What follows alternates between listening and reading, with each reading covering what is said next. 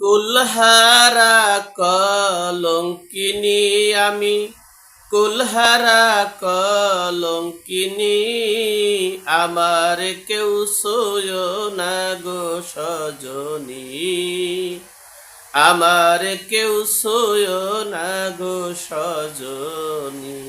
এনসিপির নেতাকর্মীরা যাদের পরামর্শে প্রতিটা কর্মকাণ্ড করছেন, এই আমাদের কালামানিক হিসেবে পরিচিত হাসনাত আবদুল্লাহ সাহেব, তাকে উপদেষ্টা করতে চেয়েছিল পিনাকি ভট্টাচার্য সাহেবকে, অথবা প্রধান করতে চেয়েছিল।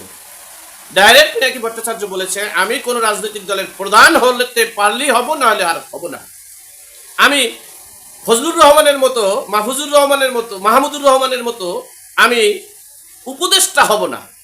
যাই হোক, তো এই এনসিপির সেই উপদেষ্টা আসিফ মাহমুদ সজীব ভুঁইয়া, মাস্টার মাইন্ড মাহফুজ আলম, এমনকি এই সাংবাদিক ইলিয়াস ও কনক সরোয়ার চলে গেছেন আমাদের এনসিপির ছাতা, এনসিপির অভিভাবক হিসাব থেকে।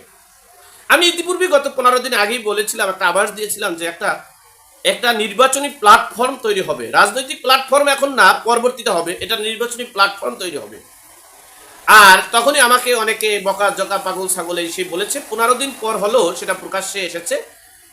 আমাদের পিনাকি ভট্টাচার্য সাহেব বলেছেন যে একটা নির্বাচনী প্ল্যাটফর্ম তৈরি করব 63% ভোটারের জন্য, আর সেই 63% ভোট কালেকশনের জন্য আমরা যদি নির্বাচনের তফসিল ঘোষণার পূর্বে যদি বাংলাদেশে আসতে পারি, তাহলে অবশ্যই আমরা আমাদের নেতৃত্বে, অর্থাৎ পিনাকি ভট্টাচার্য, সাংবাদিক ইলিয়াস, কনক সরোয়ার সহ সকলের নেতৃত্বে এই প্ল্যাটফর্মটা তৈরি হবে। আর যদি না আসতে পারে, তাহলে আমার দেশ পত্রিকার সম্পাদক মাহমুদুর রহমানের কে নেতৃত্ব দিবে, এমনটাই আশঙ্কা করা যাচ্ছে। অপরদিকে আমাদের উপদেষ্টা আসিফ মাহমুদ সজীব ভুঁইয়া ও মাহফুজ আলম, তারা বলছেন যে নির্বাচনের তফসিল ঘোষণা হলেই আমরা পদত্যাগ করব, কারণ আমরা 2018 সাল থেকে একটা রাজনৈতিক দলের সাথে সম্পৃক্ত আছি।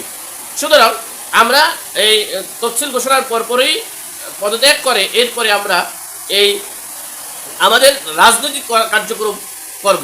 তাহলে দেখা গেল আমাদের এনসিপির নেতা, অপরদিকে সেনাবাহিনী বলছে আমরা নিরপেক্ষতা ভূমিকা পালন করব, আমরা দেশের কল্যাণে, জনগণের কল্যাণে কাজ করব।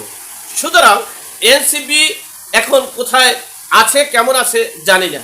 সুতরাং এখন বাঙালিরাই বুঝবে, আর এনসিপিও বুঝতে আছে তারা কুলহারা কলঙ্কিনী হচ্ছেন। আর সেই কলঙ্কিনীদেরকে কেউ সাদরে গ্রহণ করবে কিনা বা গ্রহণ করে নিবে কিনা, সেটাই এখন দেখার বিষয়। এখন এ পর্যন্ত ভালো থাকবেন, সুস্থ থাকবেন, নিরাপদে থাকবেন। দেখা হবে আগামী পর্বে।